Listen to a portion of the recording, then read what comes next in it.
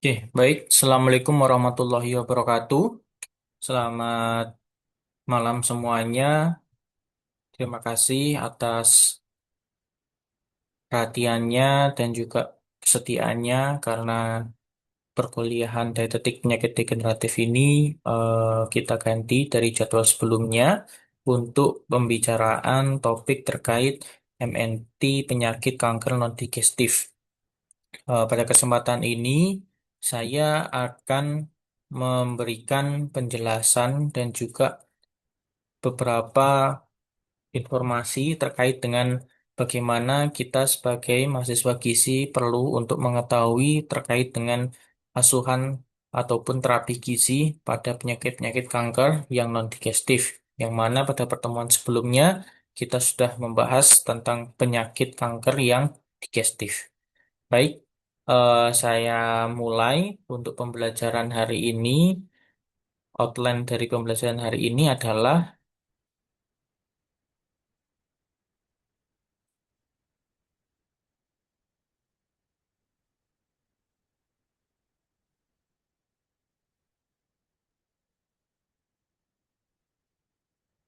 yaitu yang pertama terkait dengan jenis penyakit kanker di luar saluran cerna itu apa saja, faktor yang perlu dipertimbangkan saat proses perencanaan asupan gizi apa saja, kemudian konsekuensi malnutrisi saat pengobatan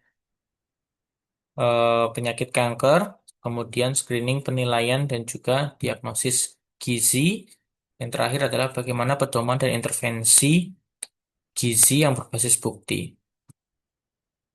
Terkait dengan jenis penyakit kanker di luar saluran cerna, di antaranya ada kanker payudara, kanker paru-paru, kemudian juga ada kanker serviks, kanker ovarium, dan juga leukemia.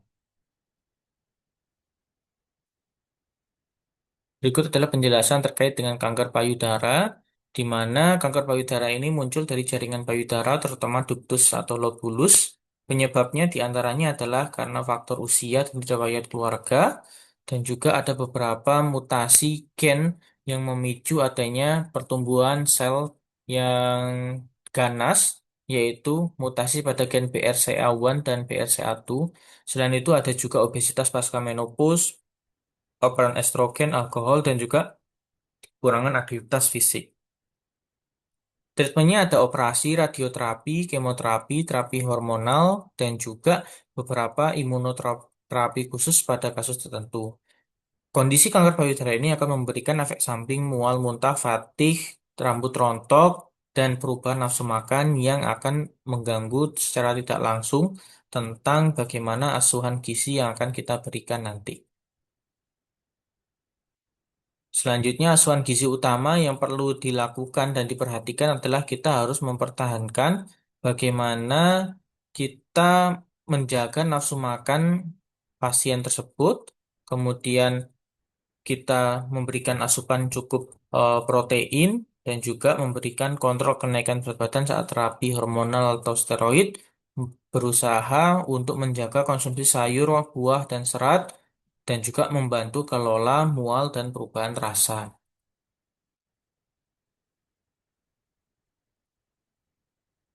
Yang kedua adalah kanker paru-paru, di mana kanker paru-paru itu adalah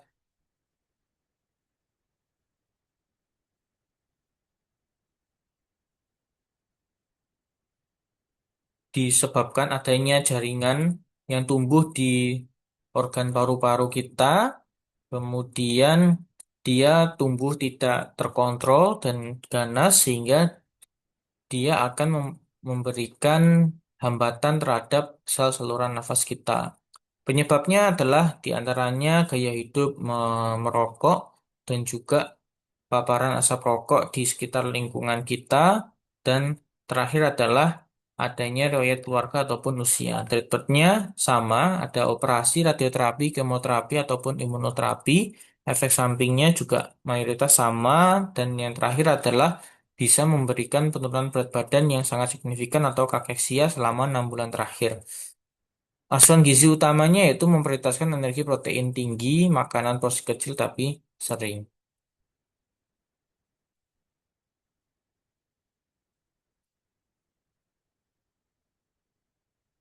Selanjutnya adalah kanker serviks. Di sini merupakan kanker yang sering sekali kita temukan pada perempuan karena memang ada di daerah organ reproduksi di mana kanker ini terletak pada leher rahim atau serviks yang umumnya berkembang dari lesi prakanker. Adanya lesi kemudian berkembang untuk menjadi tumbuh sel yang tidak terkontrol menjadi kanker. Penyebabnya adanya infeksi persisten HPV risiko tinggi dan juga adanya kebiasaan merokok, aktivitas seksual sejak dini, dan memiliki banyak pasangan seksual. Treatmentnya hampir sama, ada operasi, radioterapi, kemoterapi, ataupun imunoterapi, efek samping juga, dan ditambah banyak terjadi sistitis atau prostitis akibat radiasi di lokasi serviks tersebut yang yang pada akhirnya akan mengganggu gangguan aktivitas seksual.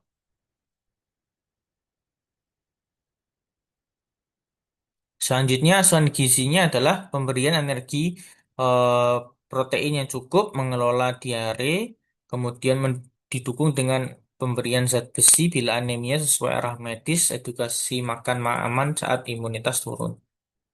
Selanjutnya ada kanker ovarium, di mana kanker ovarium ini tumbuh di daerah ovarium, penghasil sel telur pada perempuan, dan sebagian kanker akan tampak sebagai kanker ovarium dapat berasal dari tuba falopi ataupun peritoneum juga. Etiologinya adalah adanya faktor usia, riwayat keluarga, mutasi, kemudian adanya endometriosis dan obesitas. Treatmentnya sama, ada imunoterapi dan juga kemoterapi. Efek sampingnya mual muntah, rambut rontok, dan juga terjadi kenaikan ataupun penurunan berat badan. Asuhan gizi utama yang perlu kita perhatikan adalah makan kecil sering karena cepat kenyang dan asites. Selanjutnya ada leukemia. Ini merupakan kanker darah dan sumsum tulang yang menyebabkan produksi sel darah abnormal. Penyebabnya diantaranya ada kelainan genetik tertentu, paparan radiasi atau kimia tertentu, gangguan sumsum tulang, dan juga faktor usia. Sebagian kasus kita tidak mengetahui jelas penyebabnya. Treatmentnya adanya kemoterapi, namun ada juga yang menggunakan transplantasi sel punca. Efek samping ada neutropenia, infeksi, anemia, perdarahan, mual, mukositis, dan lain sebagainya. Asuhan gizi utama yaitu kita fokus terhadap food safety saat neutropenia, protein energi cukup, makanan lunak saat mukositis, dan hindari makanan mentah yang berisiko kontaminasi bila imun turun. Kesimpulannya, setiap jenis kanker memiliki karakteristik terapi dan efek samping yang berbeda. Namun, asuhan gizi pada pasien kanker umumnya berfokus pada screening malnutrisi dini, pemenuhan energi protein, pengelolaan gejala yang mengganggu makan, keamanan pangan, hidrasi, serta mempertahankan massa otot dan kualitas hidup. Pendekatan terbaik adalah pendekatan individual, mengikuti stadium penyakit, jenis terapi, kondisi saluran cerna, status imun, dan hasil asesmen gizi pasien. Berikut adalah faktor yang perlu dipertimbangkan saat proses perencanaan asuhan gizi. Faktor yang perlu dipertimbangkan yang pertama adalah derajat perkembangan penyakit kanker, tahapan pengobatan yang dilakukan, efek samping obat, dan daya terima makanan pasien. Dan hal ini akan mempengaruhi bagaimana bentuk makanan dan cara pemberian makanan pasien. Ini adalah cancer terkait dengan eh, secara harfiah definisinya, dia merupakan penyakit yang tumbuh jaringannya itu tidak terkendali dan dia akan berubah menjadi ganas atau neoplasma ganas dan menyusup berinfiltrasi ke jaringan sekitar sambil merusaknya. Bedanya dengan neoplasma Cina, dia tumbuh dengan batas tegas dan tidak menyusup, tidak merusak, tetapi memperbesar dan menekan jaringan sekitarnya. Umumnya dia tidak bermetastasis atau tidak menyebar ke jaringan yang lainnya. Ini adalah karakteristik tumor, perbedaan antara tumor jinak dan juga tumor ganas, di mana ada batas tumor, kapsul, bentuk sel, kecepatan tumbuh pun juga berbeda, infiltrasi, metastasis, dan juga efek sistemik. Pada tumor ganas atau kanker itu lebih sering memberikan efek sistemik daripada tumor jinak. Ini adalah penyebabnya karsinogenis kimiawi, adanya aflatoksin dan lain sebagainya, adanya karsinogenesis fisik terkait paparan sinar radioaktif, sinar UV. Kalau hormon pada hewan coba tikus terbukti bahwa karsinoma uteri lebih mudah ditimbulkan pada tikus diberikan sediaan estrogen. Adanya karsinogenesis viral dari virus, ada HPV, virus herpes, kemudian ada juga gaya hidup karena kebiasaan makanan yang tinggi energi, lemak, rendah serat, kemudian terpapar sering asap rokok dan konsumsi aktif alkohol. Kemudian ada juga karena parasit yaitu Schistosoma hematobium. Berikut tahapan pengembangan kanker. Mula-mula dia akan melakukan induksi, kemudian karsinoma itu in situ, dan karsinoma ini akan infiltrasi dan merusak ke jaring-jaringan yang lain. Dan patogenesisnya ada beberapa tahapan induksi tumor, yaitu menginisiasi, promosi, dan progresi. Apa yang disebut dengan inisiasi ini merupakan tahap awal di mana ada inisiator yang memper- memulai pertumbuhan sel yang abnormal. Nah, inisiator ini dibawa oleh zat karsinogenik sehingga satu sel tunggal berubah menjadi sel yang mampu berproliferasi, berlangsung selama puluhan tahun sebelum timbul gejala atau tanda penyakit. Nah, ketika sudah promosi, ya, sehingga dia tidak berbentuk sel-sel yang polimorfisme dan anaplastik. Dia tumbuh sel-sel yang berbeda varian. Jadi, dia akan membawa promotor mungkin merupakan karsinogen yang sama dengan pembawa inisiator, tetapi seringkali berbeda. Pada progresi ditandai dengan invasi sel-sel ganas ke membran basalis atau kapsel, dan dia rata-rata sudah mulai pada fase metastasis. Setelah sel mengalami transformasi, dia menunjukkan morfologi dan sifat biologi yang ganas dan khas. Tumor berkembang menjadi karsinoma infiltratif, menyebar kemana-mana. Penderita baru sadar ada karsinoma pada tahap terakhir. Dan ini seperti fenomena gunung es. Padahal dia sudah mulai prosesnya sudah sejak lama. Tetapi dia akan timbul gejala ketika sudah pada tahap fase yang sudah menyebar kemana-mana.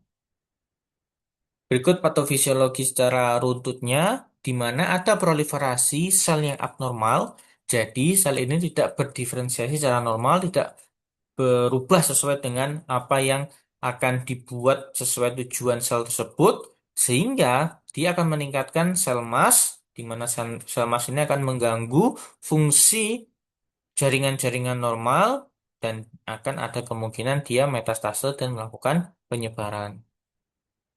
Nah, efeknya kanker kakeksia, di mana sindrom ini ditandai dengan gejala klinik berupa anoreksia, perubahan ambang rasa kecap, dibuktikan dengan penurunan berat badan signifikan, diikuti anemia, astenia, gangguan metabolisme, dan juga gangguan sistem imun. Selain itu, anoreksia juga dia merupakan kontributor terbesar terjadinya kakeksia. Anoreksia ini dia merupakan produk metabolik kanker yang respon tubuhnya penderita terhadap kanker tersebut. Sehingga muncullah gejala namanya anoreksia, di mana perasaan cepat kenyang, sehingga dia akan membatasi makanannya sendiri. Kemudian ada metabolisme glukosa, sehingga kadar asam laktat meningkat, terjadi rasa mual. Kemudian metabolit kanker ada perubahan rasa kecap sehingga terjadi peningkatan ambang rasa kecap terhadap manis asam asin ataupun penurunan rasa manis dan pahit. Kemudian ada stres psikologik karena adanya terapi pengobatan anti kanker yang bertahap dan juga prosesnya butuh waktu yang lama. Berikut gangguan metabolisme karbohidrat dan protein. Di mana karbohidrat ada intoleransi glukosa akibat peningkatan resistensi insulin, sehingga dia akan meningkatkan glikolisis anaerobik oleh tumor yang ada di dalam jaringan tersebut. Dia kekurangan glikogen sehingga dia akan melakukan gluconeogenesis pada hepat yang meningkat, sehingga dia akan menghabiskan cadangan energi yang ada dalam tubuh kita untuk diubah menjadi energi. Turnover protein akan meningkat karena ada banyak penyusutan otot skeletal, penurunan sintesis atau pembentukan protein skeletal, dan peningkatan sintesis protein di hepas, sehingga akan memberikan peningkatan penyusutan jaringan perifer. Metabolisme lemak diantaranya ada aktivitas lipoprotein lipase yang abnormal akibat dari jeleknya pembuangan dari trigliserida yang beredar. Terjadi kekurangan lipid perifer dan timbul hipertriglyceridemia. Peningkatan mobilitas asam lemak juga eh, terjadi pada jaringan adiposa sehingga adanya depresi lemak tubuh total. Lemak akan turun dan pasien akan kelihatan cenderung lebih kurus. Mediator biokimianya diantaranya adanya korelasi antara sitokin dan penurunan berat badan penderita kanker. Perlu penelitian lebih lanjut, tetapi sitokin yang diproduksi oleh tumor atau oleh tubuh pasien sebagai bagian dari pertahanan tubuh. Ya, antaranya ada sitokin-sitokin, interleukin alfa beta, interleukin 6, interferon, dan yang lainnya. Efek sitokin ini dia akan menurunkan nafsu makan, meningkatkan metabolisme basal, uptake energi kita meningkat, tetapi nafsu makan kita turun sehingga balance energinya menjadi negatif. Dan dia akan meningkatkan konsumsi glukosa, meningkatkan mobilisasi lemak dan protein cadangan untuk dijadikan gluconeogenesis di hati, dan dia akan meningkatkan transport asam amino oleh hepar dan mobilisasi asam amino dari otot.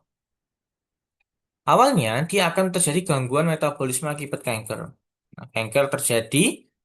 Kemudian dia meningkatkan resting energy expenditure, energi kita mulai meningkat, metabolisme meningkat, proteolisis otot meningkat, dan akhirnya dia terjadi malnutrisi. Begitu juga dengan anoreksia. Perasaan cepat kenyang itu akan menjadi efek penurunan asupan makan. Kemudian dia akan meningkatkan malnutrisi juga. Konsumsi gizi oleh kanker pun juga demikian. Dia akan meningkatkan malnutrisi karena kanker ini butuh energi ataupun nutrien untuk dia berkembang sehingga dia mengambil energi yang ada di dalam tubuh kita sehingga energi yang kita butuhkan itu terbagi dua diambil oleh sel kanker dan juga kita untuk fungsi pemeliharaan yang lainnya sehingga akan meningkatkan risiko malnutrisi lebih besar. Konsumsi zat gizi oleh kanker diantaranya jika ukuran tumornya 100 gram sampai 1,5 kilo atau berpengaruh terhadap 0,1 sampai 2,5%, maka dia akan memberikan persentase asupan perharinya bisa 3 sampai 51%. Ya, itu pada berat badan 60 kilogram dengan perbandingan kelompok jika pada kolom A 1.200 kilokalori per hari asupannya, kelompok B 2.800 kilokalori per hari asupannya. Bagaimana konsumsi malnutrisi saat pengobatan? Ini pun juga sudah banyak kita pelajari di pertemuan selanjutnya. Yang jelas, malnutrisi sering terjadi pada pasien kanker dan dia akan menurunkan kondisi fisik. Setelah kondisi fisik menurun, kemudian sistem imun ikut menurun dan dia akan mudah sekali terkena penyakit penyerta lainnya. Dan kondisi malnutrisi ini akan memperburuk respon kita terhadap terapi yang diberikan. Sehingga malnutrisi meningkatkan komplikasi operasi pada pasien yang menjalani pembedahan. Malnutrisi dapat meningkatkan risiko komplikasi sebelum ataupun sesudah operasi. Dan dia akan berkaitan erat dengan sarkopenia atau melemahnya kekuatan otot dalam tubuh. Dan dia akan meningkatkan toksisitas kemoterapi, kehilangan massa otot itu akan memperburuk prognosis atau fase recovery kita. Dan penilaian gizi masih sering kurang dilakukan. Intervensi gizi sangat penting dalam terapi kanker. Tujuan utamanya yaitu untuk mempertahankan dan memperbaiki komposisi tubuh. Kesimpulannya adalah malnutrisi pada pasien kanker bukan hanya masalah kurang makan, tapi dapat mempengaruhi keberhasilan terapi, meningkatkan efek samping, memperburuk kualitas hidup, dan menurunkan angka harapan hidup. Oleh karena itu, screening gizi, pemantauan berat badan, penilaian massa otot, intervensi gizi sejak dini merupakan bagian penting dari perawatan kanker. Nah, sekarang bagaimana kita melakukan screening, penilaian, dan juga diagnosa gizi? Ya, untuk asesmen gizinya kita butuh untuk melihat bagaimana asupan gizinya, status kesehatan, sosial, psikis, emosi, dan juga kualitas hidupnya. Diagnosa gizi biasanya kita akan membuat bahwa dia inadequate intake, increase nutrient needs karena hypermetabolism, swallowing difficult, kesulitan menelan, adanya perubahan fungsi pada gastrointestinal atau saluran pencernaan, ada interaksi obat dan makanan, adanya penurunan berat badan secara tidak disengaja, dan juga perlu untuk meningkatkan pengetahuan terkait bagaimana hubungan antara makanan dan zat gizi, dan juga ketidakmampuan untuk mempersiapkan makanan yang sehat yang bisa mendukung proses recovery pada pasien cancer. Dan ini adalah diagnosis gizi selanjutnya. Beberapa kriteria yang dipakai sebagai landasan nutrition terapi pada penderita kanker adalah penderita tidak mampu untuk mengkonsumsi 1000 kilokalori sehari. Karena banyak sekali faktor tadi ya. Adanya anoreksia, adanya penurunan nafsu makan, dan kesulitan menelan, dan lain-lain. Terjadi penurunan berat badan lebih dari 10%. Kadar albumin kurang, transferin serum menurun, dan terdapat tanda-tanda penurunan daya tahan tubuh. Bagaimana pedoman dan intervensi gizi berbasis bukti? Ini adalah hubungan cancer dengan komponen diet. Jenis-jenis cancer dia akan membuat hubungan terhadap beberapa kondisi psikologis atau faktor-faktor yang mempengaruhi jenis kanker tersebut. Kalau pada orang yang paru-paru, dia biasanya hubungan kanker dengan komponen dietnya adalah dia tidak mengkonsumsi buah dan sayur. Kalau payudara, biasanya terlalu berlebihan lemak dan berat badan, usus besar juga sama seperti halnya dengan kanker rektum. Selain itu ada kanker endometrium, dia juga disebabkan oleh terlalu overweight dan yang lainnya disebabkan oleh kondisi underweight karena tidak mengkonsumsi buah sayur secara rutin dan dia juga terpapar oleh beberapa faktor seperti halnya asap rokok dan lain sebagainya. Dan itu paling banyak temukan pada orang yang mengalami kanker lambung atau esophagus. Namun kalau untuk kanker yang non-digestif, yaitu ada paru-paru, payudara, kemudian ada endometrium, rongga mulut, dan juga rahim.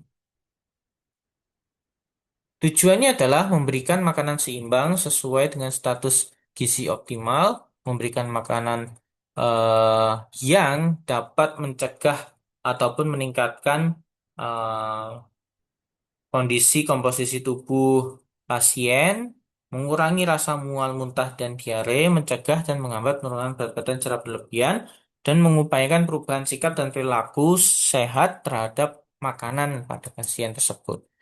Prinsip dietnya adalah tinggi energi dan tinggi protein sesuai kondisi tubuh pasien secara individual.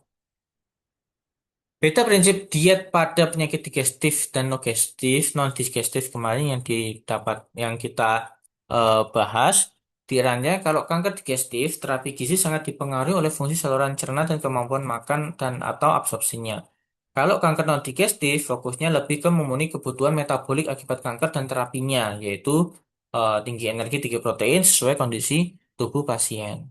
Yang diperlukan adalah kemampuan makan, penyerapan nutrisi, lokasi gangguan saluran cerna, contohnya kanker lambung, esofagus, dan lain sebagainya. Karena dia akan memberikan masalah gizi lanjutan. Di antaranya dia sulit menelan, cepat kenyang, malabsorpsi pada saluran pencernaan, mual muntah, kemudian diare atau konstipasi, sehingga secara tidak langsung memberikan kesimpulan untuk meningkatkan penurunan berat badan secara berat pada saat mengalami penyakit kanker tersebut. Untuk digestif, fokus terapi gizinya menjaga asupan walaupun saluran cerna terganggu, modifikasi, tekstur, makanan kecil tapi sering, tinggi kalori, tinggi protein, dan kadang perlu enteral dan parenteral, tergantung kondisi dan juga perkembangan penyakit tersebut. Nah, kanker non-digestif biasanya saluran cernanya masih baik, dia fokus terhadap pemenuhan energi, mempertahankan massa otot, mencegah malnutrisi, meningkatkan daya tahan tubuh, dan juga mengatasi anoreksia atau mual atau penurunan nafsu makan. Dan ini syarat dietnya energi tinggi sesuai dengan jenis kelamin untuk hitungan cepatnya. Kalau gizi kurang akan ditambah lagi sekitar 40 kilokalori kilogram per berat badan untuk laki-laki dan 36 kalori per kilogram berat badan untuk yang perempuan. Protein tinggi 1,5 sampai 2, tapi pada kenyataannya kadang-kadang kita sampai 1,5 pun itu sudah maksimal. Karena kalau kita tingkatkan sampai 2 banyak kondisi pasien tidak bisa menghabiskan makanan yang kita berikan. Lemak sedang 15-20%, karbohidrat cukup, dan disesuaikan dengan sisa kebutuhan energi total setelah kita menghitung kebutuhan protein dan lemak. Selain itu, vitamin dan mineral harus diberikan cukup, di antaranya vitamin A dan B kompleks, kemudian vitamin C, E, F, mineral Fe, selenium, zinc jika diperlukan dapat ditambahkan dengan suplemen. Serat cukup porsi makan kecil tapi sering. Selain itu adalah butuh asam folat juga untuk mencegah kelainan mutasi DNA, untuk meningkatkan sintesis sel, untuk mempercepat proses recovery, pembuatan sel baru, menghambat kerusakan pembuluh darah, dan juga yang penting adalah koenzim pembentuk SAM, S-adenosilmetionin yang penting pada pencegahan kanker. Vitamin A dan E untuk memperbaiki sistem imun, vitamin C untuk mencegah nitrosamin, kemudian bioflavonoid dapat memperkuat kapiler, vitamin B kompleks membantu menetralisir bahan-bahan karsinogenik.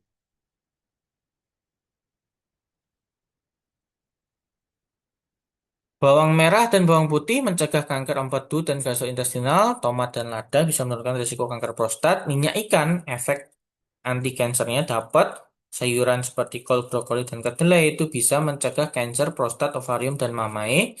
Kemudian konsumsi jamur bisa mencegah pertumbuhan sel kanker.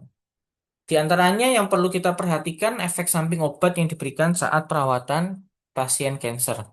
Dia selalu akan mengganggu proses pencernaan kita lewat kondisi mual muntah, kemudian anoreksia, cepat kenyang, adanya hiperurisemia yang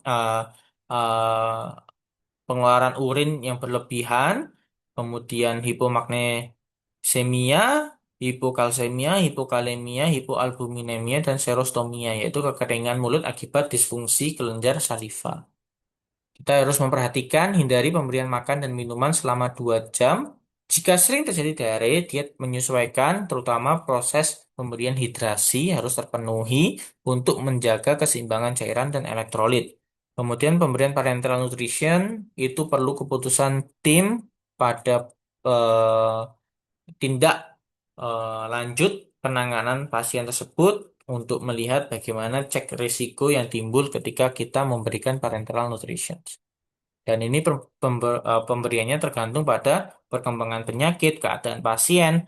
Keadaan pasien pun akan menerima daya terima pasien. Sehingga daya terima pasien ini akan menentukan juga perkembangan penyakit kanker tersebut. Sehingga bentuk makanan dan cara pemberian makanan itu perlu diatur untuk membantu daya terima makanan sehingga perkembangan penyakit itu tidak eh, semakin memburuk. Kurang nafsu makan ini sering sekali dijumpai pada pasien-pasien kanker dan ini harus kita atasi dengan memberikan porsi kecil dan lebih sering, mengkonsumsi makanan padat energi dan protein seperti susu, telur, hindari bau atau aroma makanan yang menyengat sehingga bisa meningkatkan penurunan nafsu makan kita, olah makanan dengan bentuk yang menarik, ciptakan suasana makan yang menyenangkan, dan tekankan bahwa makanan adalah bagian penting dalam program pengobatan terapi. Nah, ini kemudian perubahan indera kecap. Ini yang harus kita sesuaikan. Contohnya, bagaimana kita mengurangi perubahan itu? Kita berkumur dengan air soda, kemudian ditambah dengan air putih 500 ml. Atau kalau nggak gitu, kita harus mencampurkan makanan dengan rasa manis seperti gula dan madu untuk meningkatkan nafsu makan pasien tersebut. Mual muntah tadi ya, kita berikan makanan yang kering, porsi kecil tapi sering, minum makan perlahan, hindari makanan minum terlalu manis, batasi cairan pada saat makan, tidak tiduran setelah makan, dan bila muntah, minumlah banyak air untuk menghindari dehidrasi.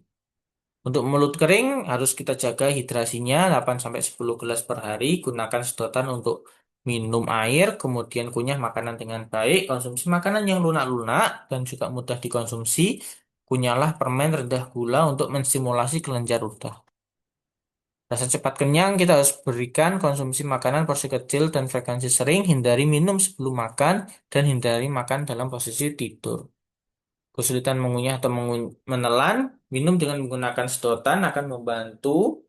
Kemudian makan minuman disajikan pada suhu kamar atau dingin. Bentuk makanan saring atau cair, hindari makanan terlalu asin atau asam.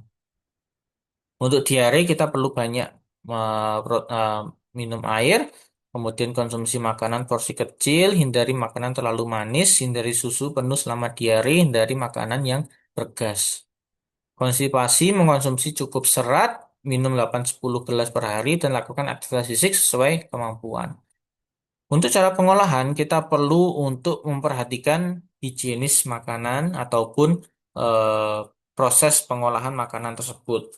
Selain itu, kita harus membuat proses pengolahan makanan itu dan juga peralatan yang kita gunakan harus bersih, menghindari cross kontaminasi, masak bahan makanan sampai matang, pastikan sumber air bersih dan tidak terkontaminasi. Ini pencegahan primer sekunder dimaksudkan untuk menghilangkan faktor penyebab kalau primer, kalau sekunder untuk menapiskan pada kelompok tertentu yang berisiko tinggi terhadap ganasan. Ini pencegahan melalui penyuluhan komunikasi, informasi, edukasi. Di antaranya adalah kita harus memberikan pemahaman terkait bahayanya rokok, makanan-makanan yang kita konsumsi tidak terlalu berlebihan, harus seimbang, konsumsi alkohol, infeksi hepatitis B, kita harus memberikan nasihat vaksinasi, sinar UV perlindungan terhadap sinar matahari, kemudian sinar ionisasi terkait dengan payudara, leukemia, dan tiroid, kita harus berikan keterangan nasihat terkait perlindungan terhadap penyinaran iatrogenik dan industri. Dan ini adalah eh, diet untuk mencegah cancer. Kalau bisa, batasi makanan yang